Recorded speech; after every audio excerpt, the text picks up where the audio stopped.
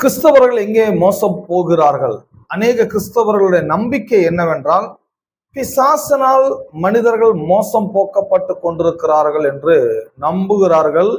ஆனால் வேதம் முழுவதும் அதுக்கு எதிர்மறையான விளக்கத்தை நமக்கு தருகிறது. ஓசியாவின் புஸ்தகம் 4ஆம் அதிகாரம் 6ஆம் வசனத்திலே, என் ஜனங்கள் அறிவில்லாமையினால் சங்காரமாகிறார்கள் என்று சொல்லப்பட்டுள்ளது. தேவ ஜனங்கள் அழிவதற்கும், தேவ ஜனங்கள் வாழ்க்கையில் தொலைத்து நஷ்டம் அடைவதற்கும் பிசாசு காரணம் அல்ல, அவருடைய அறியாமைதான் காரணமா இருக்கிறது என்று ஓசியா 4:6 வாசிக்கிறோம். அறிவில்லாமையினால் சங்காரமானார்கள் என்று சொல்லும்போது எதை பற்றிய அறிவை இங்கே வேதம் நமக்கு போதிக்கிறது என்று சொன்னால், தேவன் மனுஷனை படைக்கும் பொழுது சகல அதிகாரத்தையும் சகல ஆளும் திறமையும் வல்லமையும் மனிதனுக்கு கொடுத்திருக்கிறார் என்று ஆதியாகமம் எழுதின புஸ்தகம் நாம் 1ஆம் அதிகாரம் 26 நாம் வாசிக்கிறோம் அல்லவா? பின்பு தேவன் நமது சாயலின்படியும் நமது ரூபத்தின்படியும் மனுஷனை உண்டாக்குவோமாக, அவர்கள் சமுத்திரத்தின் மச்சங்களையும் ஆகாயத்து பறவைகளையும் மிருக ஜீவன்களையும் பூமி அனைத்தையும் அவர்கள் ஆளக்கடவர்கள். பாருங்க, மனிதனை தேவன் படைக்கும் பொழுது பூமி முழுவதையும் ஆளக்கூடிய வல்லமையுள்ளவனாக, பலனுள்ளவனாக, அதிகாரம் உள்ளவனாக தேவன் மனிதனை படைத்தார். மனிதன் இந்த வல்லமையும் அதிகாரத்தையும் ஏதேனிலே இழந்து போனான். கடவுளுடைய சித்தத்தை, கடவுளுடைய கட்டளைகளை அங்கே தொலைத்து விட்டான். மனிதனுடைய தோல்விக்கான காரணம் பிசாசு கிடையாது, தேவனுடைய அந்த வார்த்தைகளை, தேவனுடைய கட்டளைகளை கடைபிடிக்காமல் அதை காத்துக்கொள்ளாமல் போனதான் காரணம். இதற்கு பிசாசு அவனை தூண்டிவிட்டான் எல்லாம் பார்க்கிறோம். பிசாசு சொன்னான், இதை நீங்கள் புசிக்கிற நாளே சாக மாட்டீர்கள். பாருங்க, அறிவு இருந்தா அவன் அதை செய்வானா? அறிவு இல்லாதனால் அவன் பிசாசுடைய வார்த்தையை ஏற்றுக்கொண்டு கடவுளுடைய கட்டளை தொலைந்து விட்டான். பிறகு பாருங்க, இந்த மீட்பு என்றது எதை பற்றியது என்று சொன்னால், வெறும் பரலோக ராஜ்யத்தை நமக்கு கொடுப்பதற்காக மாத்திரம் தேவன் வரவில்லை.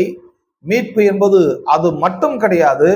மனுஷன் ஆதியிலே எந்தையெல்லாம் இழந்து போனானோ, இழந்து போன அனைத்தையும் திரும்ப கொடுப்பதுதான் மீட்பின் வேலையாக இருக்கிறது. கல்வாரி சிலுவையில் இயேசு கிறிஸ்து மரித்து உயிர்த்தெழுதலுக்கு பிறகு மனிதன் இழந்து போன அனைத்து வல்லமைகளையும் அனைத்து அதிகாரத்தையும் தேவன் திரும்ப மனிதனுக்கு கொடுக்கிறார். அவர் பரமேறி செல்லும் பொழுது அதுதான் வாசிக்கிறோம், வானத்திலும் பூமியிலும் சகல அதிகாரம் எனக்கு கொடுக்கப்பட்டுள்ளது, ஆதலால் நீங்கள் புறப்பட்டு சென்று சகல சிருஷ்டிக்கும் சுவிசேஷத்தை பிரசங்கத்தை பிதா குமாரன் பரிசுத்தாவின் நாமத்தினாலே அவளுக்கு ஞானஸ்தானம் கொடுங்கள்.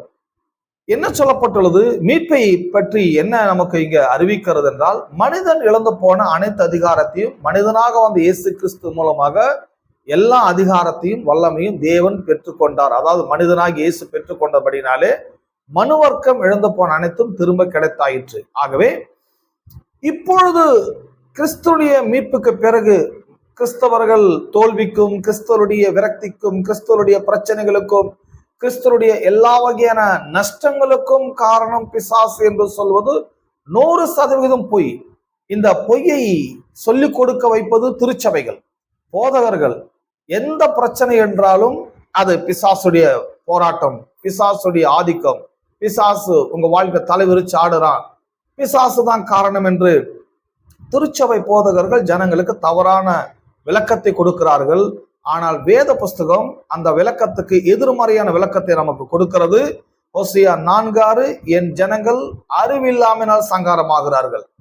பிசாசினால் சங்காரமாகவில்லை, தப்பான போதனைகளால், தவறான வார்த்தைகளால், தவறான மோட்டிவேட் பண்ணப்படுவதால் அவர்கள் அழிந்து போகிறார்கள், நஷ்டமடைகிறார்கள், தோல்வி சந்திக்கிறார்கள். அருமையானவர்களே, தேவன் நமக்கு சகல வல்லமையெல்லாம் அருள் இருக்கிறார். இந்த பூமியில நீங்கள் வெற்றிகரமான வாழ்க்கை வாழ்வதற்கு மீட்பு ஒரு பெரிய ஸ்கோப்பா இருக்குது. ரட்சிப்பு மிக முக்கியமாக இருக்கிறது. ரட்சிப்பை பெற்றவர்கள் இந்த உலகத்துல வெற்றிகரமான வாழ்க்கை வாழ்வதற்கு தேவன் உங்களுக்கு உதவி செய்கிறார், பரிசுத்த ஆவியானவர் உதவி செய்கிறார். உங்களுடைய அறியாமையிலிருந்து வெளியே வாருங்கள். பிசாசு காரணத்தை காட்டி உங்கள் வாழ்வை நீங்கள் தொலைத்து விடாதீர்கள். பிசாசை காரணம் காட்டி உங்களுடைய பொருளாதாரத்துல நீங்கள் நஷ்டத்தில் போய்விடாதீர்கள். பிசாசை காரணம் காட்டி நீங்கள் உங்கள் குடும்பத்தை இழக்காதீர்கள், உங்கள் எதிர்காலத்தை இழக்காதிருங்கள். பிசாசு இப்பொழுது காரணம் அல்ல. இயேசு கிறிஸ்து கல்வாரி சிலுவையில் பிசாசை ஜெயித்து விட்டார். இன்றைக்கு நீங்கள் அறிவை வளர்த்துக் கொள்ளுங்கள், தேவனை சரியான விதத்தை புரிந்து கொள்ளுங்கள், கடவுளுடைய வார்த்தையை சரியான விதத்தில் நீங்கள் கற்றுக்கொள்ளுங்கள், கர்த்தருடைய வார்த்தை மீது நம்பிக்கை வையுங்கள், அதை அண்டர்ஸ்டாண்டிங் பண்ணிக்கொள்ளுங்க. வெற்றி 100% உங்களை தேடி வரும். மீதமுள்ள மற்ற செய்திகள் அனைத்தும் இந்த கல்வாரி கிங்ஸ் சர்ச் என்ற சேனல்ல நம்முடைய அனைத்து செய்திகளும் உங்களுக்கு வழங்கப்படுகிறது. நீங்கள் கேளுங்கள், பயனடையுங்கள். கடவுள் உங்களை ஆசீர்வதிப்பாராக. God bless you.